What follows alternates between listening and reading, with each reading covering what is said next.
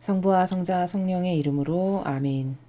예수님과 어머니 하나 되신 성심을 통해 신성하신 하나님 아버지 피하실 나라에서 이 기도를 천상의 모든 거룩한 이들과 아버지께서 사랑하시는 영혼들과 저의 세 분의 수호 천사와 그리고 창조된 우주 만물의 세 개의 나라 그 모든 이들과 함께 아버지 앞에 경배드리며 이 기도를 봉헌드립니다.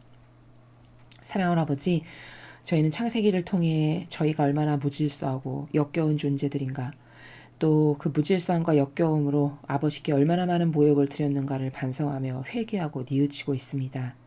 아버지, 잘못하였습니다. 지난날 깨닫지 못하여 인간의 자아라고 하는 그 맞지도 않는 기준을 감히 아버지께 들이밀며 그 기준으로 하느님마저 굴복시키려 했던 수많은 순간을 회개하고 뉘우치오니 부디 용서해 주시옵소서. 또한 가르쳐 주시는 신적인 질서, 가르침, 그리고 신적인 나라의 모든 관점, 원리, 개념을 가지고 그것이 이제 저희들의 사고방식의 근간이 되게 해주시고 기저가 되게 해주셔서 그것 말고는 쓸래야 쓸 것이 없는 그런 정신세계로 부디 매 순간 완성시켜 주시옵기를 갈망으로 초원드립니다.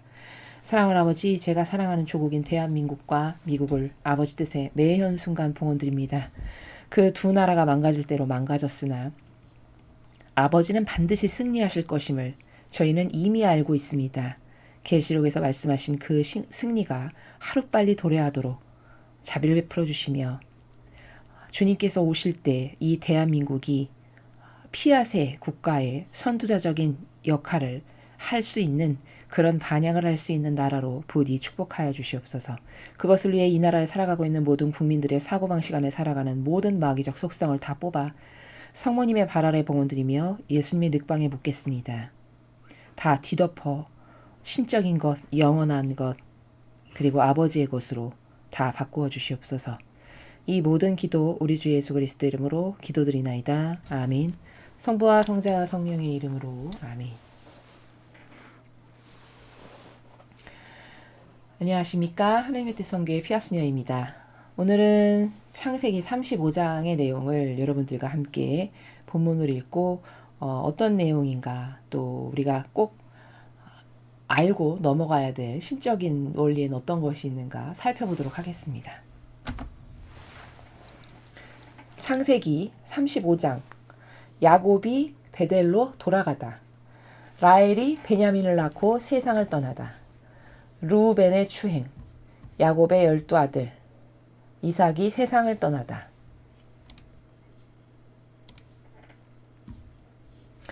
야곱이 베델로 돌아가다. 하나님께서 야곱에게 말씀하셨다. 이러고 있지 말고 베델에 올라가 거기 자리를 잡아라. 네가 형 에사우를 피해 갈 때 너에게 나타났던 이 하나님에게 제단을 쌓아 바쳐라. 야곱은 곧 그의 온 가족과 그가 거느리고 있는 모든 사람에게 말하였다. 너희에게 있는 남의 나라 신들을 내버려라. 깨끗이 몸을 씻고 옷을 갈아입어라. 이제 우린 여기를 떠나 베델로 올라간다. 거기서 나는 내가 어려움을 당할 때 나의 호소를 들어주시고 내가 가는 곳 어디에서나 보살펴 주신 하느님께 제단을 쌓아 바치고자 한다. 그들은 자기들에게 있는 남의 나라 신들과 귀에 걸고 있던 귀고리를 모두 야곱에게 내놓았다. 야곱은 세겜 근처 느티나무 밑에 그것들을 모두 묻었다. 그리고 그들은 그 길로 떠났다. 그러나 신비한 두려움이 주위에 있는 도시들을 휘어잡아서 아무도 야곱의 자손들을 추격하지 못했다. 야곱은 자기에게 딸린 사람들을 데리고 가나안 땅 루즈에 이르렀다. 이 루즈가 곧 베델이다. 야곱은 거기에 제단을 쌓고 그곳 이름을 엘베델이라 하였다. 야곱이 형을 피해 갈 때 하나님께서 그곳에서 그에게 나타나셨던 것이다. 베델 아래쪽 상수리나무 밑에는 리브가의 유모 드보라가 묻혀 있었다. 그래서 사람들은 그곳을 알론 바긋이라는 이름으로 불렀다. 야곱이 바다나람에서 돌아오는데 하나님께서 다시 그에게 나타나셔서 복을 주시고 말씀하셨다. 내 이름은 야곱이다. 내 이름은 야곱이었다. 그러나 이제부터는 야곱이 아니라 이스라엘이라 부를 것이다. 이리하여 그의 이름을 이스라엘이라 부르게 되었다. 하느님께서 이어 말씀하셨다. 나는 전능한 하느님이다. 너는 많이 낳아 번성하거라. 너에게서 한 민족이 아니 여러 민족이 모인 집단이 나리라. 네 후손 가운데서 왕들이 태어나리라. 아브라함과 이삭에게 주었던 이 땅을 내가 너에게 준다. 또한 너의 뒤를 이을 후손에게 준다. 하느님께서는 이렇게 야곱에게 말씀하시고 그를 떠나 올라가셨다. 야곱은 하느님께서 자기와 말씀을 나누시던 그곳에다 석상을 세웠다. 그는 그 돌기둥 위에 술을 붓고 또 기름을 부었다. 야곱은 하느님께서 자기와 말씀을 나누시던 그곳을 베델이라 이름하였다. 라헬이 베냐민을 낳고 세상을 떠나다. 그들이 베델을 떠나가는 도중 에브라까지는 아직 얼마 더 가야 하는 데서 라헬이 몸을 풀게 되었다. 난산이었다. 아기를 낳지 못해 고생하는데 산파가 걱정하지 마세요. 이번에도 아들입니다. 하고 위로하는 것이었다. 마침내 라헬은 죽게 되어 숨을 거두면서 아기 이름을 베노니라고 불렀다. 그러나 아기 아버지는 베냐민이라 불렀다. 라헬은 에브랏으로 가는 길가에 묻혔다. 에브랏은 곧 베들레헴이다. 야곱은 라헬의 무덤 위에 비석을 세웠다. 그것이 이날까지 라헬의 묘비로 알려져 있다. 르우벤의 추행. 이스라엘은 다시 길을 떠나 믹달 에델 건너편에 이르러 천막을 쳤다. 이스라엘이 그때 살고 있을 때였다. 르우벤이 아버지의 소실 비라를 범하였는데 그 이야기가 이스라엘의 귀에도 들어갔다. 야곱에게는 아들 12이 있었다. 야곱의 12아들. 야곱이 레아에게서 얻은 아들은 맏아들 르우벤, 그 아래로 시므온, 레위, 유다, 이사갈, 즈불론이었다. 요셉과 베냐민은 라헬에게서 얻은 아들이다. 단과 납달리는 라헬의 몸종 비라에게서 얻은 아들이요. 가드와 아셀은 레아의 몸종 질바에게서 얻은 아들이다. 이들은 야곱이 밧단 아람에 있을 때 얻은 아들들이다. 이삭이 세상을 떠나다 야곱은 마침내 아버지를 찾아 키럇 아르바라고도 불리는 마물에 이르렀다. 그곳은 아브라함과 이삭이 몸붙여 살던 헤브론이다. 이삭은 180세나 살았다. 이삭이 이렇게 명이 다하여 숨을 거두고 죽어 세상을 떠나 선조들 곁으로 가자 아들 에사와 야곱이 그를 안장하였다. 주님의 말씀입니다. 하느님 감사합니다. 35장의 내용을 지금 여러분이 함께 보셨습니다. 요 앞에 이제 34장에서는 어떤 내용이 있었죠? 디나가 욕을 보다 라고 하는 내용이 34장의 내용이죠. 그래서 그 야곱에게 부인이 둘 있었는데 몸종 둘 말고 그 첫 번째 부인 즉 언니 둘이 이제 그 자매지간이었는데 언니죠. 그 언니에게서 나온 아들 말고 거기 딸도 있었는데 그 딸의 이름이 이제 디나였죠. 근데 이제 그 디나가 주변에 살고 있던 그 민족 중에서 너무 마음에 들어가지고 이제 먼저 범하게 되는 그런 사건이 벌어지죠. 근데 그 사건을 두고 야곱의 12아들 중에서 둘째, 셋째, 첫 번째가 오늘 여기 등장하는 그 아버지 몸종을 범한 르우벤이 첫째 아들이고요. 둘째가 시므온, 셋째가 레위입니다. 근데 시므온하고 레위가 작당 모의를 해가지고 그 상대방을 속이죠. 니네가 할례 받으면 우리가 수용한다.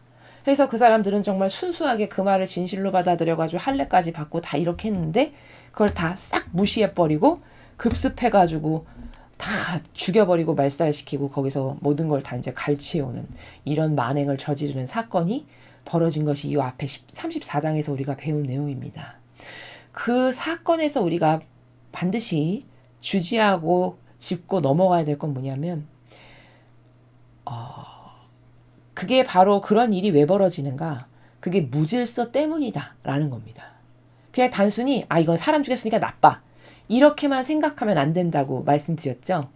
나쁜 것은 나쁜 것이되 왜 나쁜가? 그 왜 나쁜 것도 어떤 감성주의자나 인간의 다양한 맞지도 않는 자기 주장, 자기 의지를 가지고 사람이 이렇게까지 잔인하면 돼? 뭐 이런 기타 등등의 이상한 그런 나라에서 분석을 하는 건 아무 소용이 없고요. 하느님의 법, 질서, 아버지 다스림의 근거에서 봤을 때 이거는 아버지의 이런 다스림에서 벗어났고 다르기 때문에 잘못된 겁니다. 요렇게 분석을 할 수 있어야 되는 거거든요. 근데 그 사건은 어떤 게 문제냐면 무질서가 문제예요. 무질서.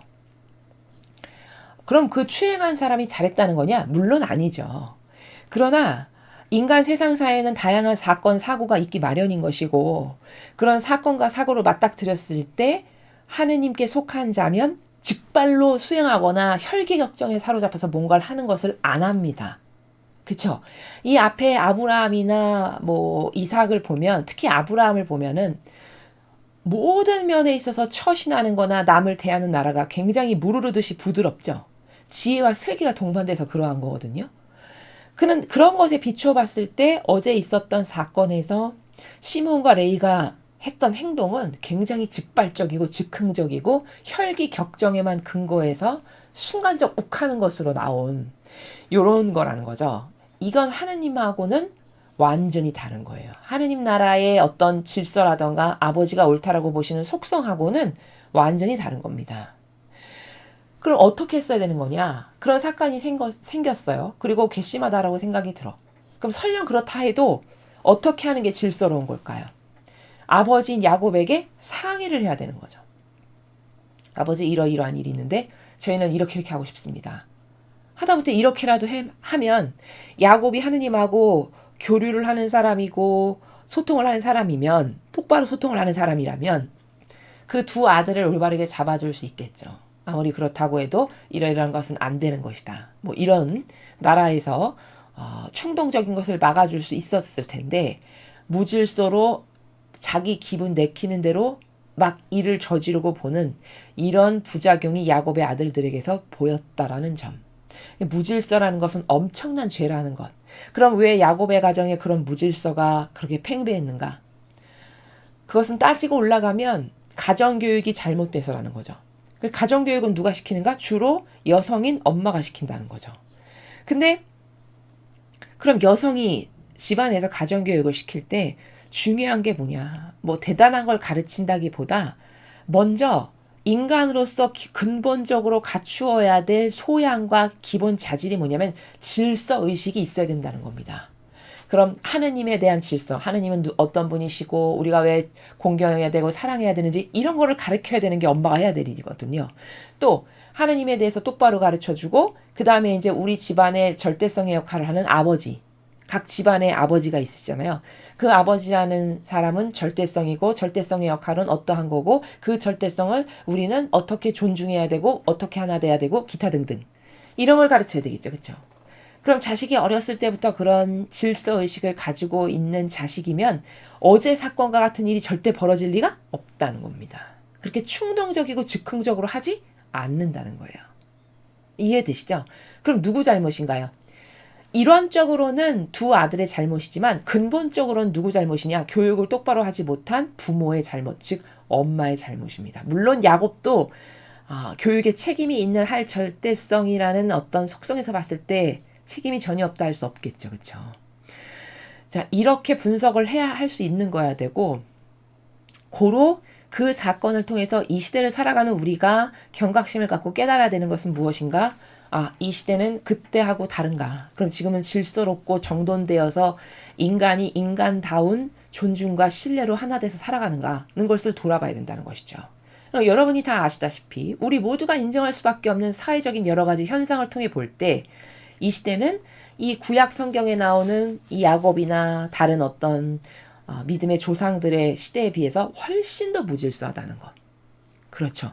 그 무질서한 것의 부작용이 사회 곳곳에서 만연하는데 어른을 어른으로 똑바로 존중하지 않는다. 요즘 세태의 젊은 사람들이 대다수가 물론 다 그렇진 않겠습니다만 그렇다 보니 가정에서도 부모가 부모로서의 존중과 신뢰를 받지 못한다. 그렇죠?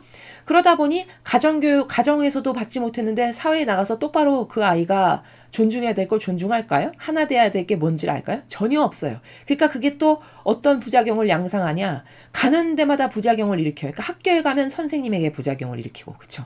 또 다른 곳에 가면 또 거기 가서 무질서의 부작용을 일으키고. 이런 것이 오늘날 현대사회의 추악한 민낯이고 현실이죠. 그럼 그것이 어디에서부터 반로된 거냐? 다 가정에서부터 반로된 거예요.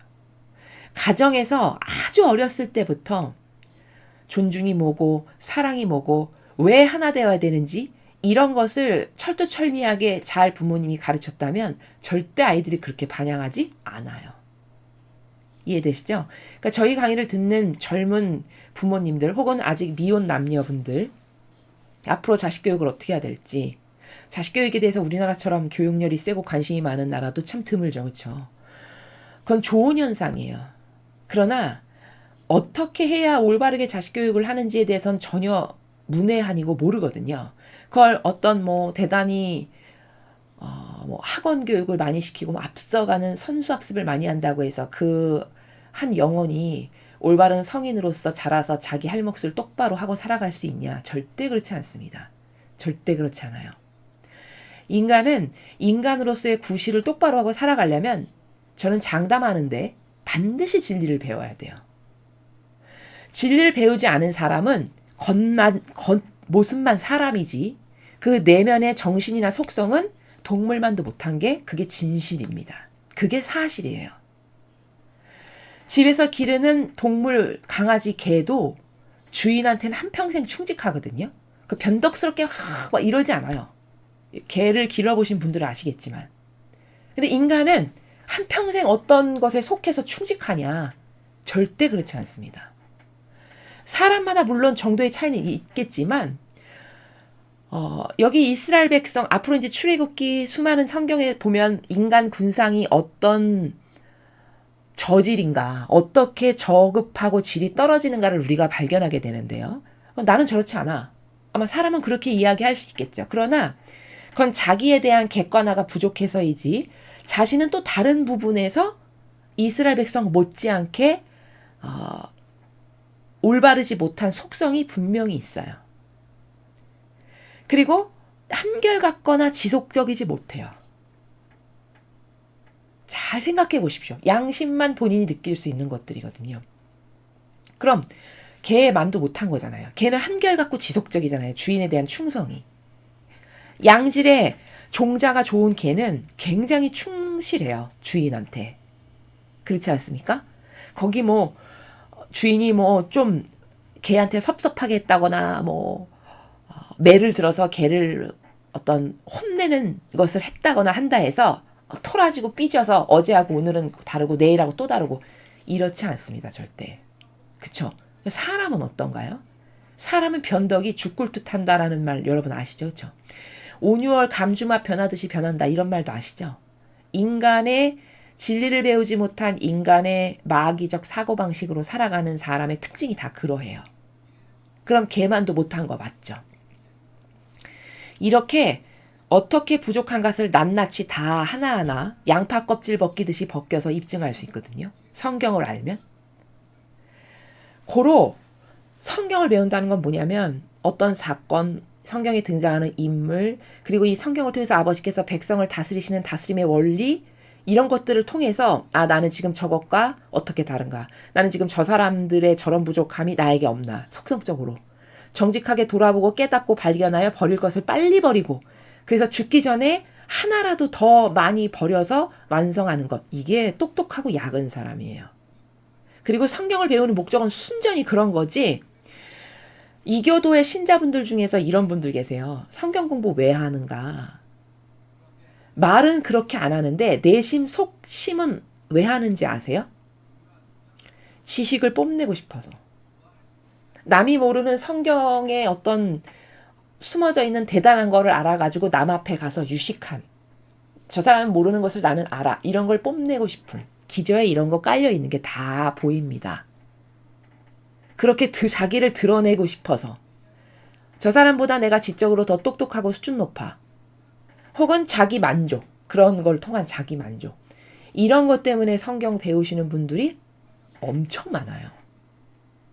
이해되십니까? 그러면 이거는 배우고자 하는 목적이 뭔지도 모르는 거고, 그렇게 해서 성경을 백날 읽은다고 해봤자 영혼이 달라지고 변화되는 일은 없다는 겁니다. 이건 시간만 낭비하는 일이라는 겁니다. 이해되시죠? 그래서 그 지난 시간에 디나가 욕을 보다라고 하는 그 부분에서 우리가 반드시 발견해야 될 건 저건 무질서 때문에 야곱이 그렇게 많은 축복을 받은 12지파의 수장이고 머리로 뽑힌 사람인데 아들이 저렇다는 거예요. 저렇다는 거예요. 반향이 저것밖에 안 된다는 거예요. 그럼 야곱의 축복이 거기에 가기에는 그 아들들의 반향의 그릇이 너무 저급한 거죠. 그렇죠? 그럼 왜 그럴까? 하느님은 주시고 싶어서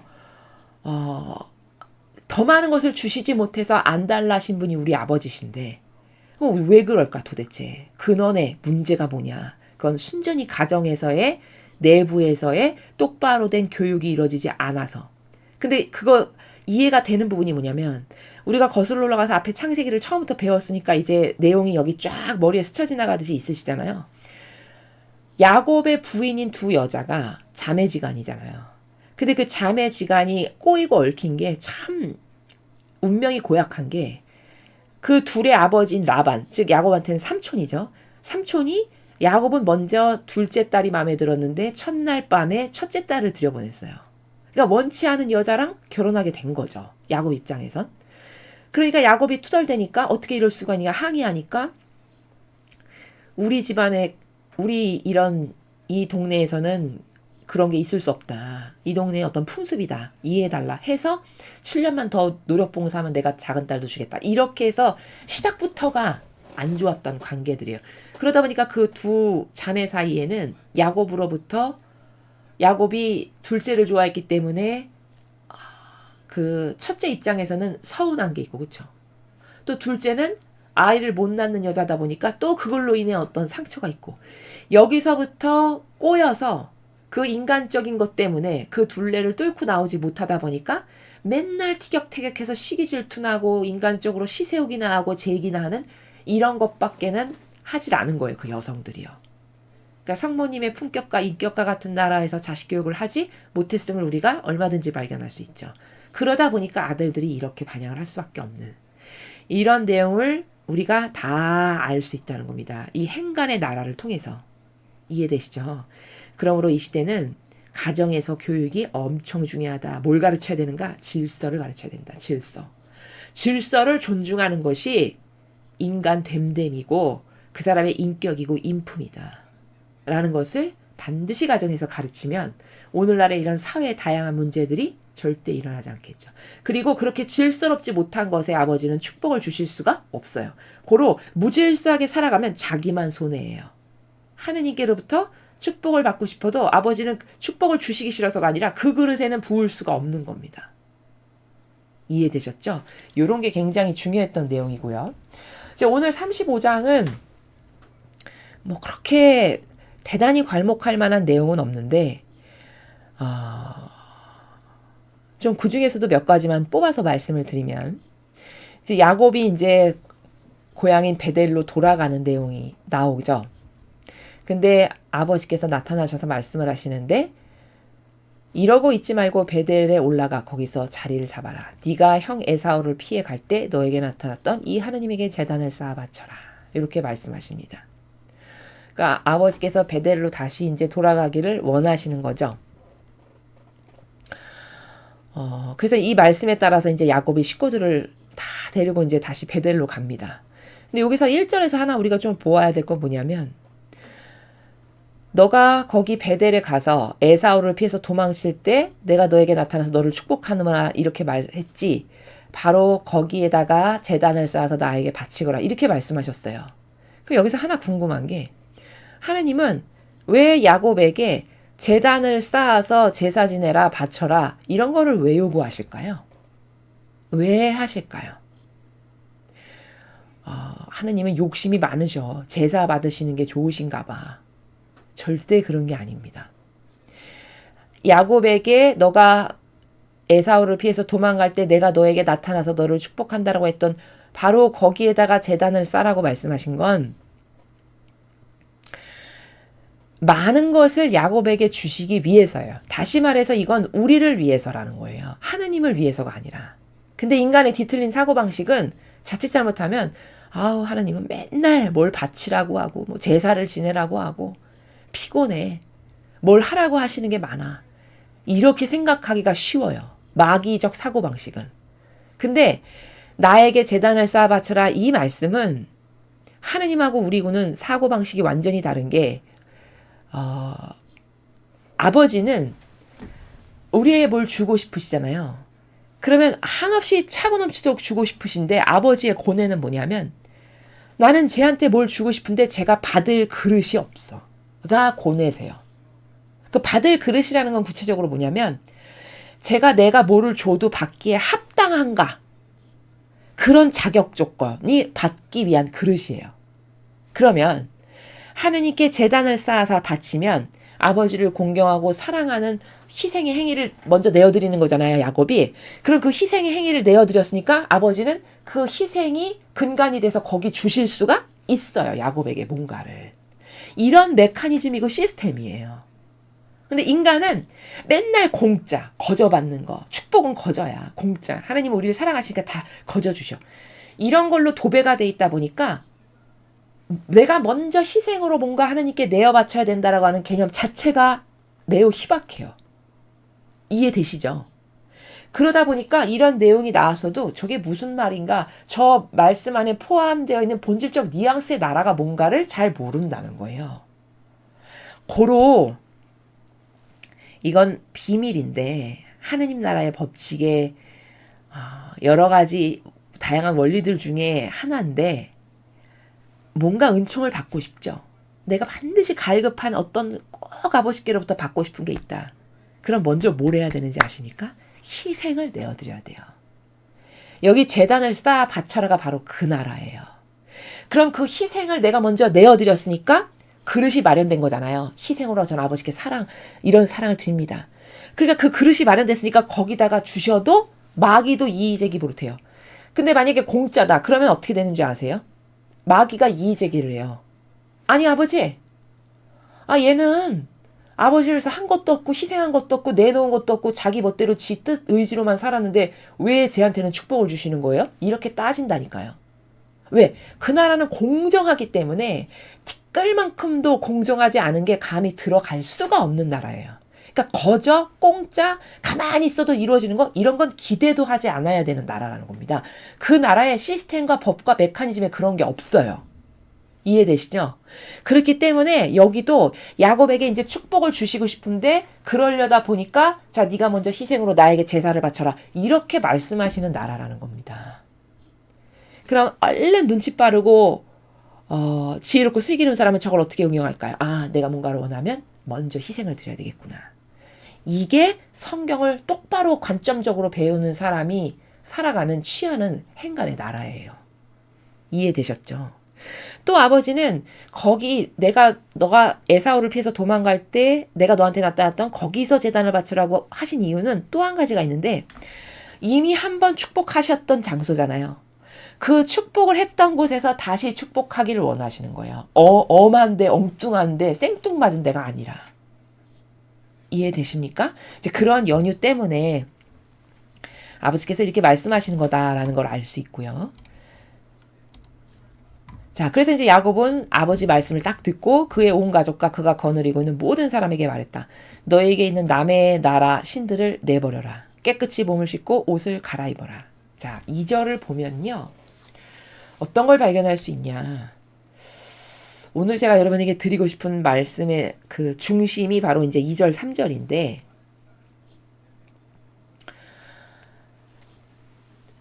종이며 가족이며 식솔들 거느리고 있는 모든 사람을 다 데리고 이제 갈 거잖아요. 근데 그들 중에 있는 남의 나라 신들을 내버려라 이렇게 했어요.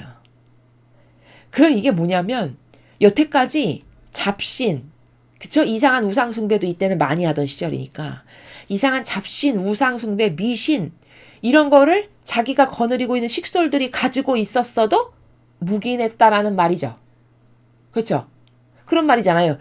이제 내버려라라고 말하는 거는. 여태 갖고 있는 걸 알고 있었는데 묵인했다는 함의적인 의미가 내포적으로 축약돼 있죠. 저 말 안에. 그쵸? 바로 이게 야곱의 부족함이에요. 이해되십니까? 그러니까 야곱의 부족함을 저런 2절을 통해서 야곱이 올바르게 더 잘 반영했으면 좋았는데 요런 점은 아쉽다 라고 하는 게 2절 3절에서 볼 수 있는데 그 중에 한 문장이 너에게 있는 남의 나라 신들을 내버려라 요 문장이에요. 그럼 여태 알고 있었는데 간과하고 묵인해준 점이 없지 않아 있다는 거잖아요. 근데 이제 새 출발을 하고 아버지가 축복하신 대로 가서 이제 다시 해야 되니까 이제서야 버려라 이렇게 하는 거죠. 그럼 이거는 뭐냐면 딸을 원칙 그리고 질서가 희박했다는 거예요. 야곱마저도. 그래서 남의 나라 신을 가지고 있었는데도 불구하고 여태 수용했다라는 반증이에요. 이해되십니까? 자, 그럼 여기서 중요한 거가 뭐냐. 자, 야곱의 자식들이 어제 앞에 34장에서 디나가 욕을 보다라는 그 챕터에서 그 야곱의 자식들이 무질서에서 아버지랑 상의도 안 하고 혈기격정 마귀에 사로잡혀가지고 자기는 독단적으로 행동해버리죠. 그게 무질서잖아요. 자, 그 무질서가 어디서 유전됐냐. 야곱이 이렇게 2절을 보면 질서의식이 희박하죠. 하느님께 그렇게 많은 축복을 받았고 하느님께 그토록 갈망했고 했던 사람인데도 불구하고 야곱의 부족함이 2절을 보면 아, 저 사람이 하느님과의 관계성에서 질서의식이 딸을 원칙이 좀 희박했구나 하는 걸 알 수 있어요. 그러니까 묵인해주고 묵과하고 이렇게 묵시적으로 넘어갔던 겁니다. 근데 이런 건 썩 좋은 속성이 아니에요. 이게 이런 무질서를 야곱이 내재적으로 갖고 있으니까 아들들도 그게 유전학적으로 유전이 돼서 왜 부모의 기질과 속성은 다 물려받지 않습니까? 그런 사건들이 벌어졌구나를 오늘 이 35장의 학습을 통해서 우리가 깨달고 발견할 수 있는 겁니다. 무서운 겁니다. 아, 부모가 가지고 있는 게 자식에게 그대로 유전돼가지고 그 아들들이 그런 짓을 저지르는 거구나. 확연히 드러나는 순간이에요. 오늘 이 35장 2절을 통해서. 이게 무질서의 문제입니다. 그러니까 야곱은 예와 아니오의 각이 잘 안 보여요. 2절을 보면. 아브라함과 사라랑 좀 비교를 해보면 물론 아브라함과 사라가 완벽했다라는 말씀은 아니지만 상대적으로 지금 야곱에 비교해서 아브라함과 사라를 상대적으로 비교해보면 특히 사라 같은 경우는 되고 안 되고의 각이 있었어요. 그러니까 그 되고 안 되고의 각이 있으니까 그 종에게서 난 이스마엘의 자식을 가만히 두고 못 보죠. 왜? 자기 아들이 없으면 모르겠는데 자기 몸에서 난 친자식이 생겼잖아요. 근데 10살도 넘게 차이 나잖아요. 그쵸? 그러면 사라가 생각했을 때는 10살도 넘게 차이 나는데 자기 아들은 이제 태어나가지고 응애 아기여서 이제 성장해야 되는데 쟤는 알 거를 다 아는 나이가 된 거예요. 이스마엘은. 그럼 그렇게 차이가 많이 나는 형을 두고 있으면 게다가 그것도 종의 아들이면 거기서부터 그 걔가 나이 많기 때문에 은근히 거기서부터 영향력으로 찍어 누르는 그런 기운 같은 것이 자기 아들에게 영향력 미치는 거를 볼 수 없다 해서 내쫓으세요. 이렇게 한 거거든요. 이해되시죠? 그럼 이건 뭐예요? 되고 안 되고의 각이 있으니까 그걸 의견을 제시할 만큼인 거잖아요. 사라의 사고방식은. 그쵸? 물론 사라가 다른 면에서 부작용이 있었지만 이제 그 한 단면을 놓고 본다면 자, 그렇게 되고 안 되고의 각이 딱 있으니까 안 돼요. 같이 사는 건 안 됩니다. 내보내요. 이렇게 요구를 하는 거거든요. 무엇을 지키고 안 지키고의 사고방식이 질서이고 딸의 원칙이에요. 근데 그것이 점점 희박해서 야곱은 남의 나라 신 우상 숭배에 끌어안고 살아도 가만히 여태까지 내버려 놓던 겁니다. 여기 단번에 드러나죠. 그러면 사라의 각 잡힌 사고방식하고는 좀 질이 떨어짐을 우리가 알 수 있죠. 비교 분석을 한다면. 이런 거예요. 이런 것은 상당히 질 떨어지는 겁니다. 야곱이 물론 훌륭한 것도 있었고 잘한 것도 있고 하지만 야곱이 그것보다 더 하느님께 많은 은총과 사랑을 받을 수 있었다면 이런 것들이 개선됐으면 더 큰 사랑과 은총을 받기에 합당해졌을 거라는 거죠. 이해되시죠? 자, 그 다음에 이제 이거는 이 야곱에 대한 분석을 한 거고 요 구절에서 우리가 또 하나 발견할 수 있는 게 뭐냐면 자, 요즘 사람들을 한번 생각해 보죠. 요즘 사람들은 저렇게 남의 나라 신들을 내버려라라고 하는 저 야곱의 사고방식에 문제가 있다. 제가 지금 분석한 것과 같이 야곱에게 그렇게 각 있는 절도 있는 딸을 질서와 원칙이 희박하다라는 이런 문제의식을 느낄 수 있을까요? 거의 느끼지 못해요. 오히려 야곱이 착하고 선하고 너그러운 사람이다. 이게 맞다라고 생각합니다. 특히 감성주의자 그리고 공산주의 빨갱이를 찬동하는 사람들의 사고방식이 다 그러해요. 감성주의자는 기준이요. 다 자기 감성이에요. 자기가 착하다라고 생각하는 맞지도 않는 성경에 근거하지도 않는 그 고무줄잣대. 바로 그게 감성주의자들의 기준이에요. 그러니까 야곱같이 이렇게 처신을 하고 이렇게 하자 그러면 참 사람이 너그럽네. 사람 괜찮네. 아유 저렇게 수용을 잘하네. 오히려 이렇게 생각합니다. 이게 마귀적 사고방식이라고 하는 거예요. 근데 하느님의 나라는요. 절도가 생명이에요. 절도. 되고 안 되고 예 아니요. 이걸 분명히 할 수 없죠. 그럼 천상의 높은 데 가기는 다 틀린 겁니다. 그럼 요즘 사람들은 굉장히 불리한 게 문화나 정서나 어떤 산업이나 이런 모든 게 사람의 감성을 건드리는 하다못해 광고까지도 요즘 광고를 여러분 잘 보세요. 그 광고까지도 사람의 병든 감성을 건드려서 감수성을 건드려서 막 눈물이 나게끔 하는 이런 광고를 좋은 광고라고 뽑아주거든요. 그거 절대 좋은 광고 아니에요. 그게 병든 자기 연민, 병든 감성을 더 부추기는 그런 어떤 상업적인 콘텐츠인 거거든요. 근데 그런 거를 맨날 접하면요. 인지적 사고가 어떻게 되냐면 그게 맞다, 그게 옳다, 저게 좋아 보여, 저게 착해. 이렇게 아예 각인이 돼버려요. 이해되십니까? 그렇기 때문에 오히려 2절에 지금 제가 야곱이 왜 잘못됐는지를 분석했잖아요. 그걸 들으면 뭐 이렇게 각박해. 뭐 그렇게까지 해. 이렇게 생각한다는 거예요.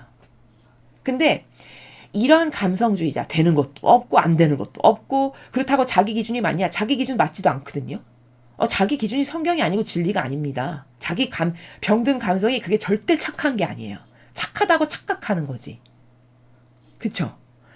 근데 예수님은 이렇게 말씀하셨거든요. 너는 예, 아니요 두 가지만 해라. 그 이외의 것은 다 악에서 나온 거다. 이게 천상적 사고방식이에요. 그러니까 예 할 건 예하고 하느님과 관련된 건 무조건 예, 맞습니다. 그거 아닌 거야. 그럼 아니요. 마귀와 관련된 건 전 거부합니다. 아니요. 이 두 가지만 하라는 거거든요. 예수님 말씀은. 근데 감성주의자의 특징이 뭐냐면 이거 두 개를 다 뭉그러뜨려요. 그리고 이렇게 예 아니요 하면 이렇게 극단적이야 사람이. 이렇게 표현해요. 여러분 요즘의 세태를 잘 아시라고 제가 지금 길게 설명드리는 겁니다. 왜? 이게 엄청난 마귀인데 이 마귀에 전 인류가 속고 있거든요. 이게 절대 착한 게 아니라는 거예요. 예수님은 예와 아니오만 하라고 했어요. 나머지 모두는 다 마귀에서 나온 거라고 하셨거든요. 왜? 기준을 애매모호하게 하니까. 왜? 다 질서를 흐트러뜨리고 뭉그러뜨리니까. 그러니까 마귀예요. 그래서 지금 야곱의 저런 처신은 하느님의 입장에서 봤을 땐 100점짜리가 아니에요. 진짜 하느님께 대한 어떤 충직하고 올곧고 완전히 하나 된 사람이다. 그럼 하느님과 관련되지 않은 건 칼날같이 탁탁탁 잘라내야 되는 이게 하느님 보시기에는 올바른 사고방식인 거거든요. 근데 저렇게 뭔가 늘어져서 수용하는 저런 거 아닌데도 불구하고 이런 건 가히 좋은 게 아니라는 겁니다. 그리고 제가 지금 분석한 걸 이 시대 마귀들은 사람이 이렇게 극단적이야. 피곤해. 저렇게 해서 어떻게 살아? 혹은 저런 건 착한 게 아니야. 수용해 주는 게 착한 거지. 이런 다양한 썰을 동원해서 그들의 논리를 뒷받침해서 사람을 속인다는 거예요. 그것의 대표적인 게 감성주의자고요. 그것과 똑같은 사고방식을 하는 집단이 있는데 그게 누구냐면 빨갱이, 공산주의자들이에요. 그리고 또 한 집단, 이것과 똑같은 사고방식을 유도하고 이것을 주도적으로 이끄는 또 다른 세력이 이교도, 거짓교회. 바로 거기가 그러해요. 이해되십니까? 예를 들어볼까요? 모 주교가 그들의 사랑을 보십시오. 동성애자들 보러. 우리는 다 부족하니까 그들의 사랑을 보고 수용해줘야 된다는 거예요. 그러면 이런 진리 안 배우면 여기 혼탁한 망상과 오해와 부작용으로 가득한 감성주의가 들었을 땐 어떻게 들리나요? 아, 착해. 역시 너그러우셔. 그래, 우리 모두는 죄인이지. 이렇게 생각하고 찬동합니다. 이거 큰일 날 사고방식이에요. 이게 마귀화된 사고방식이에요. 그럼 거기는 경계가 없는 거죠. 그렇죠? 다 수용하고 받아들이고 포용하고. 여러분, 아버지는 어떻게 말씀하시냐면요. 수용해야 될 게 있는 거고요. 절대 수용하면 안 되는 것이 있어요. 그럼 어떤 것은 수용해야 되는 거고 어떤 것은 절대 수용하면 안 되는 건지에 대한 경계가 있단 말입니다. 그 경계를 아나요? 몰라요. 그리고 무조건 다 수용해야 된대요. 그럼 선을 다 마귀가 덮어서 으그러뜨리고 부서뜨리고 뭉개뜨려서 막 섞어버려. 이렇게 하자라는 의도거든요. 경계를 무시해서. 그걸 아냐는 거죠. 진리 안 배우죠? 절대 모릅니다. 그러니까 오히려 그 세력이 착해 보여요. 이렇게 예와 아니오를 분명히 칼날같이 말하잖아요. 그 사람, 저 사람 이렇게 쎄? 저 사람 이렇게 유난스러워? 이렇게 보입니다. 그렇죠? 이거 완전히 바뀐 거거든요. 선과 악이. 이렇게 무서운 거예요. 사고방식은요. 또 이 난민 문제 한참 들끓었을 때 수용해야 된다는 거예요. 우리가 그리스도인인데 사랑 실천을 안 하면 어떻게 그리스도인이라고 할 수 있겠냐는 거예요. 그랬거든요. 이 이교도 거짓 교회에서. 그래가지고 예멘 난민 수용한 거 여러분 알고 계시죠? 그럼 또 감성주의자는 그래, 하나님은 사랑이시잖아. 모두를 사랑해야지. 하나님은 사랑이신 거 맞아요. 근데 그 사랑이 감성주의자가 생각하는 사랑 절대 아닙니다. 그렇게 경계를 다 허물고 뭉그러뜨리고 으스러뜨려서 아무나 다 받아들여라 너는 그런 사랑의 나라가 절대 아닙니다. 여러분 명심하셔야 돼요. 하느님은 사랑이신 건 맞는데 아주 예리하고 날카로운 칼날과 같은 다양한 경계가 있는 사랑이에요. 아니 하느님이 사랑이셔서 모두를 다 수용하고 포용해다니면 지옥이 없어야죠. 지옥 왜 만들었어? 모두를 수용하고 포용하고 사랑인데 끔찍하기도 하지 그 지옥으로 몰아넣으신단 말이야? 사랑의 하느님이? 이것도 말되는 거잖아요. 그렇죠? 근데 엄연히 지옥이 존재하잖아요. 성경에도 존재하고 지옥에 갔다 왔던 사람들이 연옥에 갔다 왔던 사람들이 막 증언을 하지 않습니까? 그렇죠? 그럼 다 사랑의 하느님인데 그런 건 왜 만드셨어? 다 포용하고 수용해야지. 그렇지 않습니까? 말이 안 되는 겁니다. 이거는. 하느님은 사랑이시되 그 사랑의 나라는 인간처럼 무질서해서 아무거나 이것도 저것도 막 섞어서 짬뽕 만들어서 다 포용해라. 그런 나라가 아니고요. 엄연히 경계가 있어서 사랑으로 모두가 다 천국에 가길 원하시지만 자신의 반향에 따라 갈나라가 달라지는 그런 사랑의 나라예요. 이해되십니까? 이렇게 아주 미묘하게 비틀어서 마귀가 사람을 속이기 때문에 이런 성경을 배우지 않으면 다 속을 수밖에 없습니다. 그래서 성경을 배우는 게 굉장히 중요한 거고 이런 분별이 이런 챕터가 나왔을 때 이런 말씀을 제가 드리지 않으면 혼탁한 오해와 망상과 부작용으로 가득해서 무엇이 진짜 착한 건지 어떤 게 진짜 선인지를 모릅니다. 이해되시죠? 마라나타 메시지에서 이렇게 말씀하셨어요. 아버지께서. 국가 간의 경계는 반드시 세워지고 지켜져야 되는 거다. 이거 뭐예요? 경계와 질서가 있다라는 거잖아요. 근데 아무나 난민을 막 받아들여라? 하느님은 그렇게 안 하시잖아요. 국가 간의 경계는 반드시 존중되고 질서가 있어야 되고 그게 나눠져야 된다라고 마라나타에서 말씀하셨습니다. 그럼 하느님은 사랑이시면 다 받아들여야 되는데 왜 국가 간의 경계를 세우라고 하십니까? 그럼 모순적인 거잖아요. 그렇죠? 그러니까 하느님이 말씀하시는 사랑이 뭔지를 모르는 거예요. 그냥 무조건 착한 척하면서 진짜 착하지도 않으면서 사실은 온통 착한 척하면서 다 수용하고 받아들이면 그게 사랑이냐? 절대 그게 아닙니다. 다 자신이 하느님과 하나 되고 반향하는 것에 따라서 내 자식이 되는 거고 아니면 아닌 게 되는 것이지 반향을 고려하지 않은 채 무조건적으로 다 수용해야 되고 이런 건 마귀가 인간을 속이는 간악한 논리다. 이걸 여기서 반드시 좀 깨닫고 발견해야 하겠습니다. 3절 이제 우리는 여기를 떠나 베델로 올라간다. 거기서 나는 내가 어려움을 당할 때 나의 호소를 들어주시고 내가 가는 곳 어디서나 보살펴 주신 하느님의 제단을 쌓아 바치고자 한다. 자, 3절에서 발견할 수 있는 게 뭐냐면 이제 베델로 가가지고 거기다 제단을 쌓아서 하느님께 제사를 지낼 건데 야곱이 말하는 논지를 좀 보세요. 이제 우리는 여기를 떠나 베델로 올라간다. 거기서 나는 내가 어려움을 당할 때 나의 호소를 들어주시고 내가 가는 곳 어디에서나 보살펴 주신 하느님께 제단을 쌓아 바치고자 한다. 자, 여러분 여기 어떤 문제가 보이십니까? 여기서 발견하실 수 있으신 게 뭘까요? 한번 생각해 보세요. 여기 분명히 문제가 있거든요, 지금. 어떤 문제가 있나요, 야곱에게? 이런 거예요. 야곱의 아쉬운 점 첫 번째, 질서와 따를 원칙이 희박하다. 그걸 2절에서 우리가 분석한 거고요.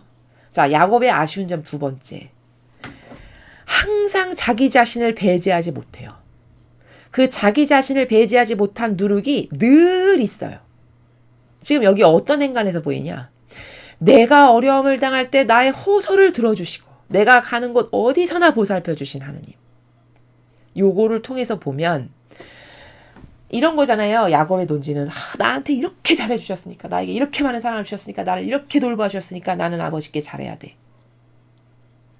혹은 여기 말고 이 앞에서 야곱이 그런 말 했죠. 형에게서 이제 떠나서 도망칠 때 제가 형으로부터 벗어나서 잘 먹고 잘 살 수 있게 해주신다면 저는 하느님을 저의 전부로 삼고, 이런 부분이 있었죠. 이것과 같은 행간이거든요. 항상 야곱은 저에게 이렇게 잘해주시면, 저를 이렇게 돌봐주시면, 제가 이렇게 잘 살게 해주신다면 저의 전부로 아버지를 삼겠습니다. 이렇게 조건을 달아요. 그쵸? 자기와 관련되고 결부된 조건. 이게 누룩이에요. 이게 야곱의 부족함 두 번째입니다. 이해되십니까? 만약에 이걸 싹 배제하고 야곱이 아버지, 지금까지 저에게 베풀어 주신 것만으로도 저는 받을 자격도 없는데 너무 황송하고 참 감사하다는 말로는 다 감사를 드리지 못할 만큼입니다. 아버지, 저는 아무것도 바라는 것 없이 온전히 아버지께 사랑을 드리기 위해서 아버지께 제단을 쌓아 바쳐 올리겠습니다. 또 아버지랑 하나 되기 위해서 저는 아버지께 제단을 쌓아서 바쳐 올리겠습니다. 이러면 어땠을까요? 훨씬 더 향기롭죠. 그렇죠? 훨씬 더 인품이 고결하죠. 근데 늘 자기가 이렇게 들어가잖아요. 그렇죠? 누룩처럼. 이전 앞에도 저를 형으로부터 벗어나서 제가 안전하게 살아갈 수 있게 해주시고 어떻게 해주신다면 그럼 저는 하느님을 저의 전부로 여기고 이렇게 했었어요. 이게 뭐냐. 물론 야곱만큼 갈망이 커서 하느님께 잘해드린 사람도 이 시대는 드물었죠. 그러니까 야곱을 선택하신 건 맞는데 지금 우리는 성화 시대를 준비하고 피아세 나라를 완성하는 자녀들의 영성의 나라를 가는 사람으로서 우리가 봤을 때는 좀 부족한 거죠. 그쵸? 더 양질의 것을 하나님께 드릴 수 있고 더 고결하고 아름다운 인격이 될 수 있었을 건데 그 부족한 아쉬움이 뭐냐면 자기 배제가 늘 안 이루어진다라는 겁니다. 3절을 보면. 그렇죠? 그게 야곱의 부족함 두 번째예요. 오늘 우리가 발견해야 될. 그러나 우리가 어떤 대통령이라든가 다른 리더들도 보면 자기를 완전히 배제해가지고 자기를 안 돌보고 늘 자기 희생이 당연한 걸로 여겨. 그래서 늘 앞장서서 희생이 동반되는 리더를 해. 그럼 그거 감동 아닙니까? 그쵸? 바라보기만 해도 감동이죠. 그쵸? 그런 게 사람을 감동시키는 거고 하느님을 감동시키는 거거든요. 예수님이 그런 리더이셨던 거거든요. 예수님이 언제 자기 편이나 자기를 도모하기 위해서 그런 게 단 한 번도 없으시죠. 요만큼도 없으시죠. 늘 리더인데 앞장서서 희생을 하세요. 먼저. 이게 아버지께 드리는 감동의 선물이에요. 야곱이 그렇게 자기 배제를 했다면 더 향기롭고 아버지는 더 감동받으셨을 거다. 그럼 우리도 자기 배제를 많이 하면 할수록 하나님께 정말 기쁨을 드리는 거고 양질의 선물을 드리는 거고 아름답고 그윽한 향기가 나게 할 수 있는 이런 거다라는 걸 알고 나에게 적용할 수 있어야 된다라는 겁니다. 이해되셨죠? 자, 오늘 이 35장에서 중요한 두 가지 지금 제가 다 말씀드렸어요. 나머지는 그냥 간단한 다 내용들이고요. 그 다음에 이제 여기 후미에 좀 몇 가지 보면 10절에 이제 아버지께서 이제, 바다나람에서 돌아오는데 복을 주실 때 이런 말씀하시죠. 네 이름은 야곱이었다. 그러나 이제부터는 야곱이 아니고 너는 이스라엘이다. 그래서 이스라엘이라 부르게 되었어. 이때부터 이제 이름이 바뀌었어요. 그러면 이름을 바꾸는 것에 대해서 사람은 별거 아니라고 생각할지 모르겠으나 신적인 나라에서 봤을 때는 이름을 바꾸는 건 굉장히 중요하다는 거예요. 왜? 사명에 걸맞게 이름을 바꿔주시거든요. 그래서 제자들도 세상에서 살 때의 이름과 예수님께 와가지고 공동체에 속해서 제자로서 살아갔을 때 이름이 달라져요. 예수님이 다 바꿔주십니다. 그건 뭐냐? 그 공동체에 살아서 각각의 직분이 있게 자기 직분에 맞는 어떤 역할이 주어지잖아요. 그 역할에 걸맞는 이름으로 다 바꿔주시는 겁니다. 그런 축복이 있으라고. 또 그 역할을 잘 수행하라고. 그래서 이름은 어떻게 짓느냐가 굉장히 중요한 거고요. 이런 관점 때문에 세례명도 아무렇게나 그냥 뭐 성인 성녀 내가 좋아하는 성인 성녀 따다가 붙여야지 이런 것도 너무 막연한 거고 이왕이면 세례명을 그렇게 틀에 박혀서 성인 성녀로 하시기보다는 라틴어로 지으시면 더 좋고요. 그리고 라틴어 중에서 그럼 라틴어로 뭐 어떻게 줘야 될까요? 예를 들어 저 사람이 인내가 부족해. 그럼 앞으로 인내는 사람이 되라고 해서 라틴어에서 인내라는 단어를 찾아서 인내로 세례명을 져주는 거죠. 예를 들면 이게 신적 본질에서 근거하여 세례명을 짓는 방법이라는 거예요. 아버지는 지금 그래서 이스라엘이라고 바꿔주신 겁니다. 앞으로 야곱이 하느님과 결어서 이긴 사람 그리고 12지파의 머리잖아요. 그것에 걸맞게 이스라엘이다 이렇게 지어주신 거거든요. 그러니까 세례명도 그런 관점에서 그런 원리에서 짓는 것이 더 신적인 거고 더 맞는 거다라는 이 정도를 여러분이 인지하시면 됩니다.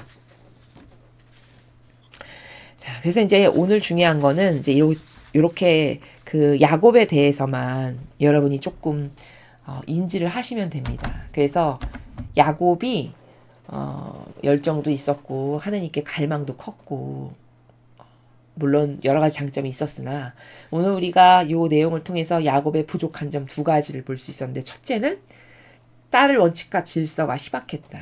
그러다 보니까 본인이 그렇게 원칙과 질서가 희박한 사고방식으로 살아서 이방신을 갖고 있고 남의 나라 신을 갖고 있어도 그냥 묵과하고 수용해준 부분이 있었잖아요. 영적인 건 왜 무섭냐면 부모가 그런 인자를 갖고 있다 보니까 그게 전이 돼서 아들, 둘째, 셋째 아들도 그 무질서가 있어가지고 아버지와 상의도 하지 않고 독단적으로 혈기역정에 사로잡혀서 그런 큰일을 저지르는 이게 어디서 나냐 보니까 가정교육의 부재도 맞고 원천적으로는 근원적으로는 아버지인 야곱이 그런 무질서한 희박한 질서의식 때문에 그게 전이 돼서 그런 거라는 걸 발견할 수 있다는 거죠. 그럼 두 번째 야곱의 부족함 아쉬운 점은 뭐냐면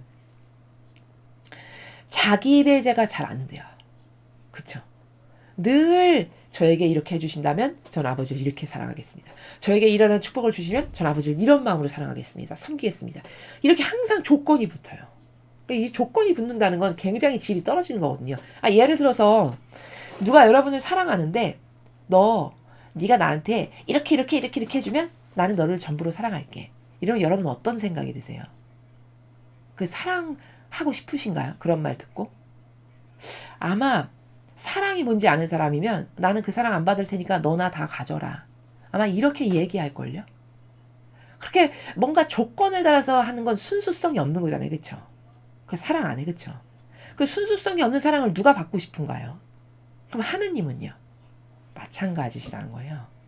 잘 이해가 안 될 때는 이렇게 주객을 바꿔서 생각해 보면 돼요. 그게 기분 나쁠 일인가? 잘 모르겠으면 내가 하느님의 입장이 돼보는 거예요. 그럼 누가 나를 사랑한다라고 다가왔는데 나에게 이거 해주고 이렇게 하면 나는 그때 너를 전부로 사랑할게. 이러면 왠지 모르게 아주 껄쩍지근하면서 씁쓸하죠. 그건 왜일까? 그 순수하지 않은 조건이 달린 바로 그것 때문이거든요. 근데 본인도 그런 사랑을 받으면 기분 나쁘잖아요. 근데 하느님께 그런 걸 드린단 말이죠. 그렇죠. 이거 잘못하면 모욕을 드리는 거예요.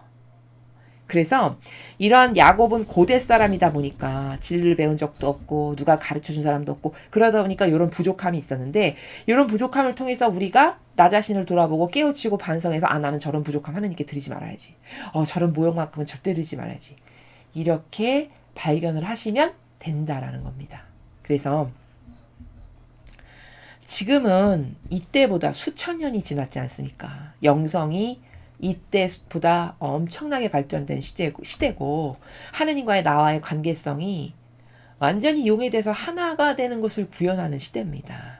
그러니까 이렇게 똑같이 야곱처럼 부족하게 반향을 하면 안 되겠죠.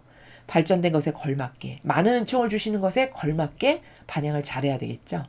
그래서 이런 야곱의 부족한 두 가지 속성 혹시 나에게도 있지 않나 돌아보시고 점검해 보시고 그걸 개선하셔서 하나님께서 나에게 뭘 주실 수 없어서 괴로운 것이 단 하나도 없는 나에게 모든 걸 다 쏟아 부어도 하나님께서 아깝지 않을 만큼 내가 반향을 잘하는 그런 그릇이 만들어져 있는 그런 여러분들이 되셨으면 좋겠습니다.